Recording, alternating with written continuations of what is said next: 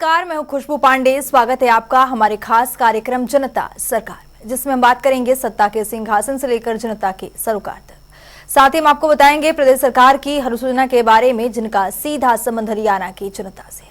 जो योजनाएं प्रदेश के विकास को नई गति प्रदान करेंगी और हरियाणा की जनता का चौमुखी विकास भी करेंगी, ताकि प्रदेश की जनता तरक्की की राह पर आगे बढ़े और हरियाणा प्रदेश उन्नति की नई ऊंचाइयों को छूता हुआ प्रगतिशील रहे। तो अगले 30 मिनट तक बने रहिए हमारे साथ और देखते रहिए जनता सरकार।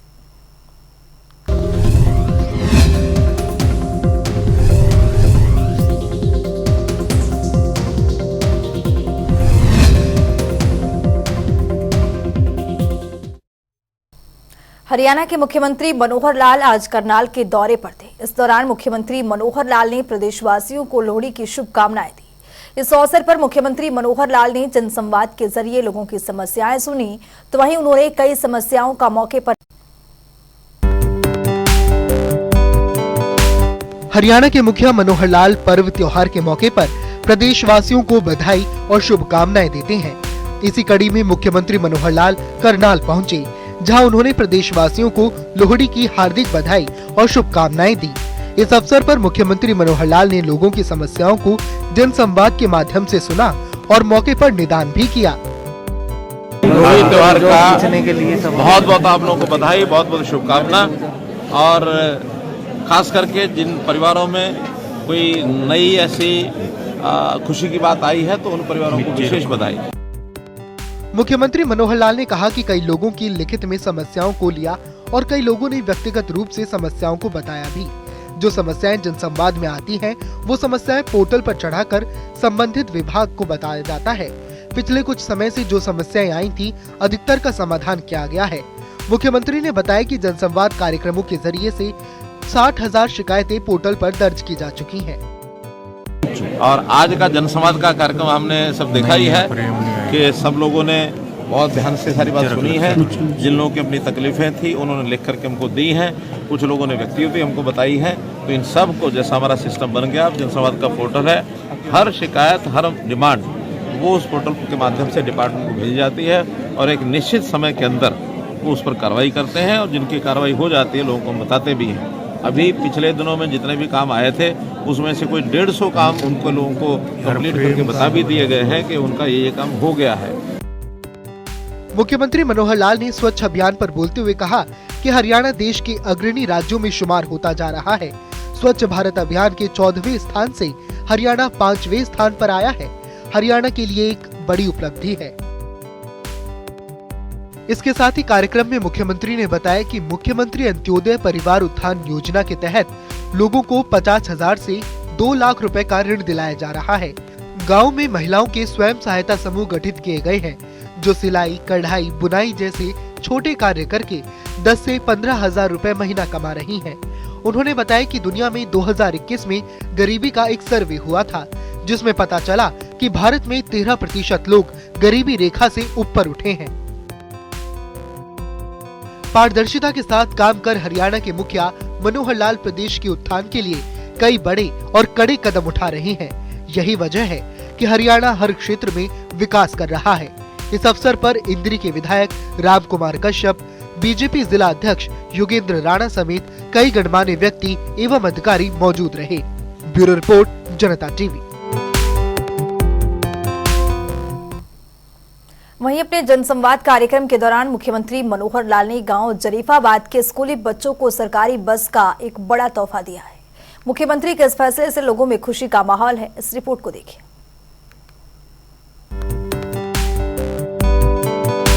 हरियाणा और हरियाणा वासियों का उत्थान मुख्यमंत्री मनोहर लाल का मुख्य उद्देश्य है।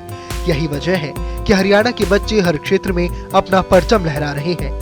इसी कड़ी में मुख्यमंत्री मनोहर लाल ने आज अपने विधानसभा क्षेत्र के बच्चों को एक बड़ी सौगात दी है। दरअसल गांव जरीफाबाद में जनसंवाद के दौरान लोहड़ी पर्व के मौके पर स्कूली बच्चों को मुख्यमंत्री मनोहर लाल ने सरकारी बस का तोहफा दिया। अब इन बच्चों को अपने गांव जरीफाबाद से मंजूरा स्कूल तक पैदल नहीं जाना पड़ेगा। ये सेवा स्कूली बच्चों की छुट्टियां समाप्त होने के तुरंत बाद 16 जनवरी से शुरू हो जाएगी।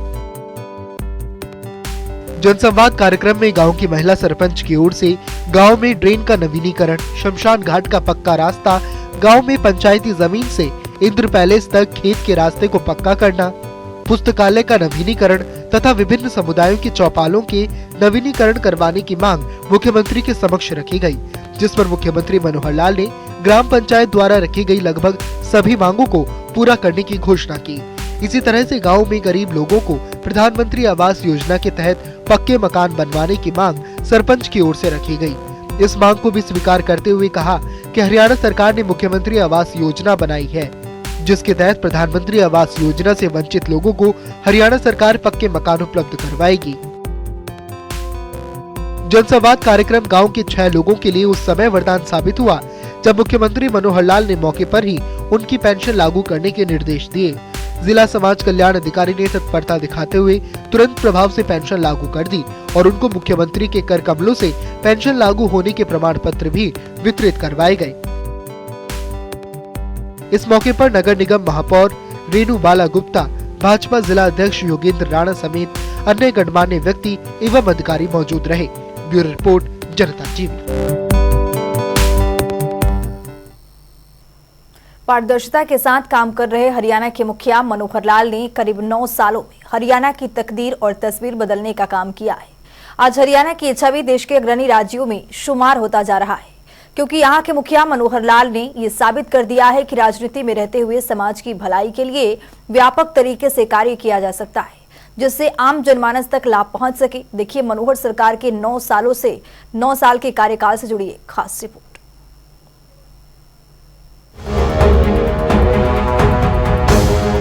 किसी भी प्रदेश और देश के लिए उन्नति का मतलब केवल विकास कार्यों या भौतिक विकास तक सीमित नहीं होता, बल्कि समाज हित और एक सभ्य समाज के निर्माण के लिए काम करना भी सरकार की जिम्मेवारी होती है। इस जिम्मेवारी की पूरी तरह से सही मायनों में चरितार्थ करके मुख्यमंत्री मनोहर लाल ने दिखाया है कि राजनीति में रहते हुए समाज की भलाई के लिए व्यापक तरीके से कार्य किया जा सकता है। मनोहर सरकार ने पिछले करीब 9 सालों में हरियाणा की तस्वीर और तकदीर बदलने का काम किया है। सत्ता संभालते ही मुख्यमंत्री ने आम जन के जीवन को सुगम बनाने की जो पहल की थी, उसे आज आम जनमानस तक घर बैठे सभी सरकारी योजनाओं और सुविधाओं का लाभ मिल रहा है। मुख्यमंत्री मनोहर लाल ने आईटी का प्रयोग करते हुए बड़ा व्यवस्था परिवर्तन कर राजकाज की व्यवस्था को ऑनलाइन किया। सरकार ने ग्राम स्तर तक अंत्योदय सरल केंद्र, अटल सेवा केंद्र खोले, जिससे नागरिकों को सरकार की योजनाओं और सेवाओं का लाभ प्राप्त करने के लिए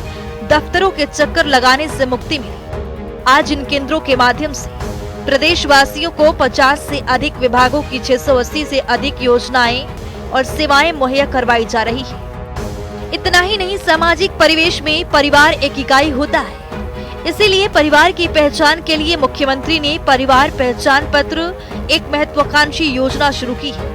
इसके तहत प्रदेश के सभी परिवारों का डाटा एकत्रित किया गया और हर एक सदस्य की आय, रोजगार, सभी जानकारियां एक प्लेटफॉर्म पर दर्ज है, जिसके आधार पर सरकार ने आय सीमा के अनुसार प्रदेश के अति गरीब परिवारों को सदस्य के अनुसार शिक्षा, स्वास्थ्य और रोजगार की सुविधाएं मुहैया करवा रही है। हरियाणा एक, हरियाणवी एक को आधार मानते हुए मुख्यमंत्री ने 5S यानी शिक्षा, स्वास्थ्य, सुरक्षा, स्वावलंबन और स्वाभिमान को जो नारा दिया है, उसे सही मायनों में पूरा करके भी दिखाया। हमने जो बहुत उपलब्धियां की हैं, कुछ जो चीजें ऐसी हैं जो जनता में बुराई के नाते देखी जाती हैं, उनको प्रहार किया और जनहित में जो अच्छी बातें करनी है, उसको हमने आगे भी बढ़ाया। अगर मैं ये कहूं कि हमने प्रहार किया, 3 C पर प्रहार किया, करप्शन, कास्ट और क्राइम,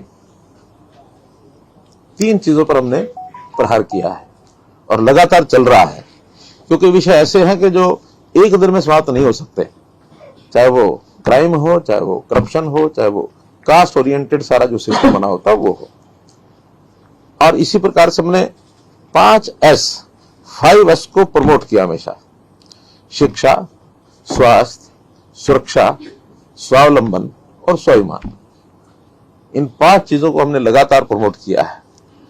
बाकी तो इनके नीचे आने वाले अनन्य कार्यक्रम, अनन्य विभाग, उनकी अपनी योजनाएं, वो सब चलते हैं, लेकिन मोटे रूप से हमने लगातार अपनी इस विचारधारा के आधार पर अपनी सारी रणनीति बनाई है। प्रदेश में शिक्षा के स्तर को ऊंचा उठाने के लिए राज्य सरकार ने आमूलचूल परिवर्तन किए हैं। साल 2014 के बाद से लगातार शिक्षा क्षेत्र के लिए बजट में वृद्धि की और स्कूलों में अच्छा स्टाफ और अन्य सुविधाएं उपलब्ध करवाने पर बल दिया ताकि बच्चों को बेहतर शिक्षा मिल सके। कोविड-19 के दौरान बच्चों की शिक्षा प्रभावित न हो, इसके लिए सरकार ने डिजिटल माध्यम से कक्षाएं लगाई, साथ ही स्कूलों में मजबूत इंफ्रास्ट्रक्चर विकसित किया और निजी स्कूलों की भांति सरकारी क्षेत्र में भी अच्छी शिक्षा मिली। इसके लिए संस्कृति मॉडल स्कूल स्थापित किए गए। हरियाणा पहला ऐसा राज्य बना है जिसने आईटी के युग में 10वीं से 12वीं कक्षा के विद्यार्थियों को लगभग 5 लाख मुफ्त टैबलेट प्रदान किए हैं ताकि बच्चे आज के युग के साथ आगे बढ़ सके।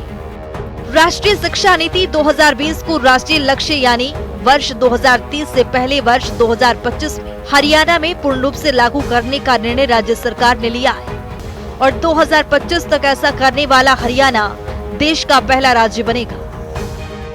प्रदेश के नागरिकों को बेहतर स्वास्थ्य सुविधाएं मुहैया करवाने के लिए मुख्यमंत्री मनोहर लाल के नेतृत्व में पिछले लगभग 9 सालों में सरकार ने स्वास्थ्य के आधारभूत ढांचे को सुदृढ़ किया, गांव स्तर तक हेल्थ सेंटर स्थापित किए ताकि हर नागरिक को इलाज की सुविधा सुगमता से मिल सके। चिकित्सकों की संख्या बढ़ाने के लिए भी सरकार ने कई कदम उठाए। साल 2014 में जहां प्रदेश में केवल 700 MBBS की सीटें थी, राज्य सरकार ने पिछले 9 सालों के दौरान नए मेडिकल कॉलेज खोलकर MBBS की सीटें को 1835 तक लाने का काम किया है। इतना ही नहीं, मुख्यमंत्री के विजन के अनुरूप हर जिले में एक मेडिकल कॉलेज स्थापित होने से MBBS की सीटों की संख्या 3000 तक पहुंच जाएगी। इतना ही नहीं, प्रदेश में नए नर्सिंग कॉलेज भी स्थापित किए जा रहे हैं। मुख्यमंत्री मनोहर लाल कहते हैं कि एक बेटी के पढ़ने से उनके परिवार की कई पीढ़ियां शिक्षित हो जाती है। इसी वाक्य को धरातल पर उतारते हुए प्रधानमंत्री नरेंद्र मोदी की ओर से शुरू किए गए बेटी बचाओ बेटी पढ़ाओ अभियान को सामाजिक संस्थाओं के सहयोग से वर्तमान राज्य सरकार ने भ्रूण हत्या पर अंकुश लगाया, जिसका नतीजा ये हुआ कि प्रदेश में लगातार लिंगानुपात में बेहतर सुधार हुआ। इसी दिशा में आगे बढ़ते हुए मुख्यमंत्री मनोहर लाल ने महिलाओं को स्थानीय सरकारों में और अधिक अधिकार देने के लिए पंचायती राज संस्थाओं में महिलाओं को 50% आरक्षण दिया। इतना ही नहीं, पुलिस में भी महिलाओं की संख्या को 15% तक ले जाने का सरकार का लक्ष्य है। प्रदेश में महिलाओं की सुरक्षा की ओर विशेष ध्यान देते हुए उनके खिलाफ अपराधों से निपटने के लिए सरकार ने राज्य में 33 नए महिला थाने और 239 महिला हेल्प डेस्क स्थापित किए गए हैं। मुख्यमंत्री ने सत्ता संभालते ही प्रदेश के अति गरीब परिवारों और नागरिकों के उत्थान का जो संकल्प लिया था उसे पूरा भी किया। किसी भी व्यक्ति को मुफ्त में कुछ देने की प्रथा के विरुद्ध उन्हें स्वावलंबी बनाने के विजन के अनुरूप मुख्यमंत्री के मार्गदर्शन में सरकार ने मुख्यमंत्री अंत्योदय परिवार उत्थान योजना को लागू किया, जिसके तहत प्रदेश के ऐसे अति गरीब परिवार जिनकी पारिवारिक आय 1 लाख रुपए से भी कम है, उनकी आर्थिक उत्थान का लक्ष्य निर्धारित किया। सरकार के सतत प्रयासों के फलस्वरूप बैंकों के जरिए आज लगभग 50,000 लोगों को ऋण उपलब्ध करवाया गया है, जिससे लोगों ने स्वरोजगार स्थापित किए हैं। ये लोग आज 15,000 रुपए से 20,000 रुपए प्रति माह आय अर्जित कर अपने परिवार को संभाल रहे हैं। इन 9 सालों में मुख्यमंत्री मनोहर लाल के नेतृत्व में राज्य सरकार ने समाज कल्याण और नागरिकों के उत्थान के लिए जितनी भी योजनाएं और कार्यक्रम चलाए हैं, उतनी शायद पहले किसी भी सरकार ने शुरू नहीं की। 2014 के बाद से वर्तमान सरकार के कार्यकाल के दौरान राज्य ने हर क्षेत्र में जितनी तेज गति से प्रगति की है, इस राह में प्रदेशवासी भी एक नए हरियाणा का गवाह बने हैं। आज समाज का हर वर्ग सरकार की कार्यप्रणाली, नीति निर्माण और पात्र नागरिकों को योजनाओं का लाभ सुनिश्चित करने की प्रतिबद्धता से आश्वस्त नजर आता है। स्पेशल डेस्क जनता टीवी।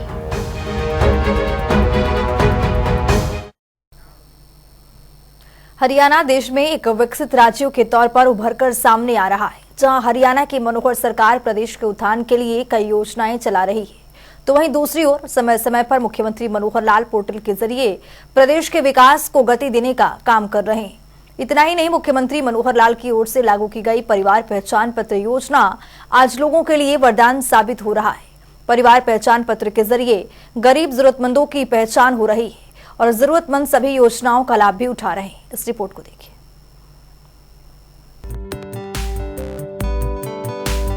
हरियाणा को एक विकसित राज्य के रूप में स्थापित करने की दिशा में मुख्यमंत्री मनोहर लाल निरंतर कदम बढ़ा रहे हैं। पिछले 8 सालों से हरियाणा सरकार पारदर्शिता के साथ प्रदेश और प्रदेशवासियों के हित में काम कर रही है। मुख्यमंत्री मनोहर लाल गरीब और जरूरतमंदों के हित में कई योजनाएं लागू कर चुके हैं, जिसमें से एक है परिवार पहचान पत्र योजना।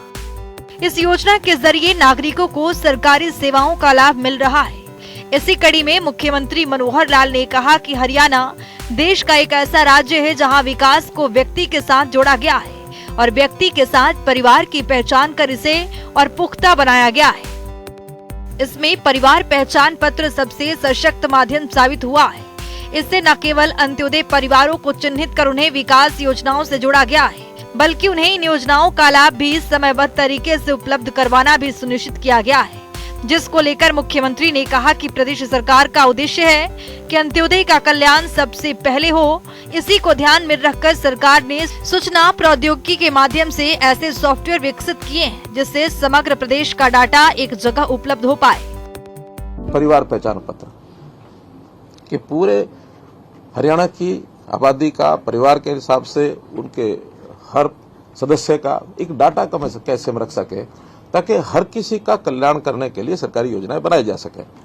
चाहे वो छोटे बच्चे 0 से 5 साल के हैं, चाहे 5 से 18 स्कूल गोइंग चिल्ड्रन हैं, चाहे 18 से 25 हायर एजुकेशन का लेवल है, चाहे 25 से 60 उनको एम्प्लॉयमेंट के नाते से उनकी अपनी आजीविका परिवार चलाने के नाते से है, और चाहे 60 साल के बाद आयु के लोग हैं जिनको अपनी एक सोशल सिक्योरिटी चाहिए, वो भी हमने अलग से उसके ऊपर ध्यान दिया है। और ये पांचों वर्ग जैसे मैंने बताया आयु के हिसाब से बांट करके हमने अलग अलग विभागों के जिम्मे काम लगा रखे हैं कि भाई आप इस एक आयु वर्ग की पूरी देखरेख करेंगे। आज के आवश्यकता के हिसाब से आज के तरीकों से इसको 5 हिस्सों में बांट दिया है और उसी में हर विभाग का काम WCD 0 से 5 साल, 5 से 18 स्कूल एजुकेशन, 18 से 25 हायर एजुकेशन, 25 से 60 एम्प्लॉयमेंट के बाद 60 के ऊपर सोशल जस्टिस डिपार्टमेंट। तो एक प्रकार के सारे काम उनके माध्यम से किए जाएंगे। कोई भी व्यक्ति समाज का ऐसा न बचे जिसको कोई तकलीफ है और उसकी हमारी योजना नहीं बनी उस तकलीफ को दूर करने के लिए। तो यथासंभव हर नागरिक की चिंता करना, ये हम इस परिवार पहचान पत्र का जो एक हिसाब किताब है इसके माध्यम से करेंगे। काफी शुरू हो गया है, काफी आगे बढ़ेंगे। मुख्यमंत्री मनोहर लाल ने कहा कि परिवार पहचान पत्र आज प्रदेश में ही नहीं बल्कि देश और दुनिया के लिए मिसाल बन रहा है। जहां अनेक राज्यों ने PPP को अपनाने की पहल की है, तो वहीं सरकारी योजनाओं को लागू करने के लिए प्रशासन को सुविधा भी मिली है। अब बुढ़ापा पेंशन के लिए न सरपंच, न नंबरदार और न ही BDO कार्यालय जाने की जरूरत है। व्यक्ति की आय जैसे ही 60 वर्ष हो जाती है, उसका नाम बुढ़ापा पेंशन सूची में दर्ज हो जाता है और उसे आने वाले महीने से पेंशन मिलने आरंभ हो जाती है, जो सीधी लाभार्थियों के खाते में जाती है और हर महीने 2750 रुपए मिलने आरंभ हो जाते हैं। इस योजना से जहां विभिन्न सरकारी योजनाओं की अपात्र लाभार्थियों की लीकेज खत्म हुई है, वहीं पात्र व्यक्तियों को योजनाओं का लाभ स्वतः मिलना आरंभ हो गया है। यही नहीं, जाति प्रमाण पत्र, PDS सेवाएं जैसे दर्जनों सेवाएं हैं जो अब लाभार्थियों तक ऑटोमेटिक तरीके से पहुंच रही हैं। इससे जहां कार्यप्रणाली में पारदर्शिता आई है, वहीं योजनाओं का लाभ भी सुनिश्चित हुआ है। मुख्यमंत्री ने कहा कि डाटा को फुल प्रूफ बनाने की अनेक चेक और बैरियर लगाए गए हैं ताकि कोई भी व्यक्ति इस डाटा से छेड़छाड़ न कर पाए। समय समय पर इस डाटा का सुरक्षा ऑडिट भी किया जाता है। इसके अलावा डाटा अपडेशन इसके निरंतर प्रक्रिया है। मुख्यमंत्री ने कहा कि समय समय पर प्रशासन की ओर से कमेटियों द्वारा न केवल डाटा की जांच पड़ताल की जाती है, बल्कि कोई त्रुटि पाए जाने पर उसे अपडेट भी किया जाता है। उन्होंने कहा कि प्रदेश के ऐसे 68 लाख परिवार हैं जिन्होंने अपने परिवार संबंधी सभी जानकारियों को उपलब्ध करवाया है, जिसकी बदौलत सरकार परिवार पहचान पत्र का डाटा तैयार कर पाई और इससे गरीब परिवारों की पहचान भी हुई, जिन्हें सरकार ने योजनाओं का लाभ लेने के लिए पुख्ता प्रबंध भी किए हैं। इसके साथ ही मुख्यमंत्री मनोहर लाल ने कहा कि केंद्र सरकार ने आधार कार्ड के माध्यम से सरकारी योजनाओं का लाभ आम जनता तक पहुंचाने का काम किया है, लेकिन हरियाणा सरकार ने एक कदम आगे बढ़कर प्रदेश के हर परिवार और नागरिक संबंधी डाटा की रिपोर्ट तैयार की है। परिवार पहचान पत्र के जरिए मुख्य पहचान व्यक्ति नहीं बल्कि परिवार को एक नई इकाई माना गया है। इसे ध्यान में रखते हुए एक परिवार के यूनिक आईडी बनाने का फैसला लिया है, जिसके आज सकारात्मक परिणाम धरातल पर देखने को मिल रहे हैं। आज दलाल और बिचौलिया संस्कृति पूरी तरह से समाप्त हो गई है। साथ ही सरकार का प्रयास है कि सरकारी योजनाओं का क्रियान्वयन धरातल पर हो ताकि अंत्योदय परिवारों के चेहरे पर खुशी लाई जा सके। स्पेशल डेस्क जनता टीवी।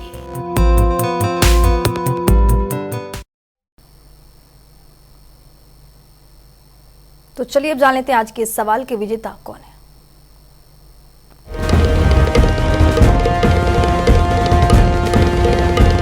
तो बात अब आज के विजेता की। जैसा कि आप जानते हैं, हर रोज एक नया सवाल पूछते हैं, सही जवाब देने वाले के नाम और तस्वीर अपने टेलीविजन स्क्रीन पर दिखाते हैं, साथ ही उसको उपहार भी देते हैं। तो चलिए अब जान लेते हैं कल का हमारा सवाल क्या था और कौन है इसका विजेता।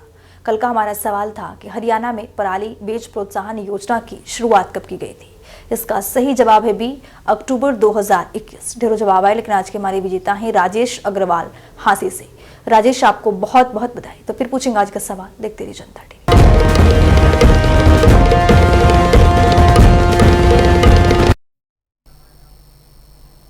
तो वक्त हो गया है आज की मुलाकात का। आज की मुलाकात में हम हर दिन नए शख्सियत से आपको रूबरू कराते हैं, उनके कार्यप्रणाली पर बारीकी से नजर डालते हैं, जानते हो तमाम योजनाएं जो बनी है हरियाणा की जनता के लिए। तो ऐसे ही एक शख्सियत से जनता टीवी ने खास बातचीत की है। इनका नाम है बाल मुकुंद शर्मा, जो कि जिनसे कृषि उपनिदेशक के पद पर काबिज हैं। सुनिए।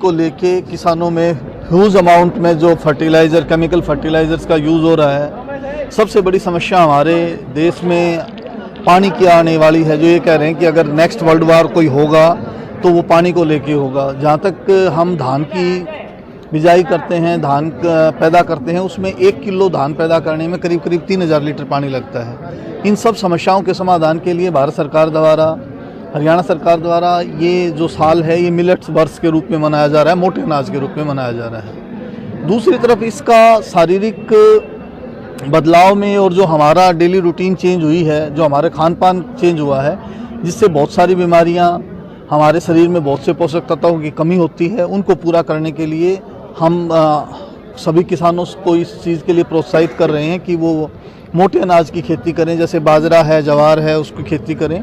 उसके बारे में, उसकी गुणवत्ता के बारे में बताया जा रहा है, उसके फ़ायदे के बारे में बताया जा रहा है। सरकार उसके लिए प्रोत्साहित कर रही है।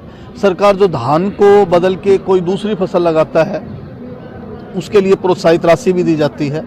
तो इस तरह का ये प्रोग्राम है। यहाँ पर हमारे जिला स्तरीय 3 प्रोग्राम हुए हैं, किसान मेला हमने आयोजित किए हैं, ये आज तीसरा मेला है।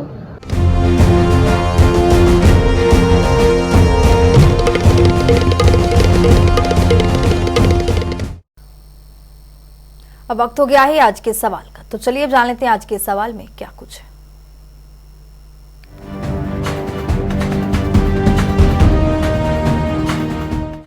हर रोज की तरह हाजिर हूं आज का सवाल लेकर। जैसा कि आप जानते हैं, हर रोज एक नया सवाल पूछते हो, सही जवाब देने वाले के नाम और तस्वीर अपने टेलीविजन स्क्रीन पर दिखाते हैं, साथ ही उसको उपहार भी देते हैं। तो चलिए अब नजर डालते हैं आज के सवाल पर। हरियाणा सरकार की ओर से लॉन्च की गई समर्पण पोर्टल का मुख्य उद्देश्य क्या है? ए, समाज की सेवा करना, बी, सामाजिक कार्यों में भागीदारी निभाना, सी, समर्पण के माध्यम से जागरूक करना, डी, इनमें से कोई नहीं। तो दीजिए सही जवाब और बनिए विजेता।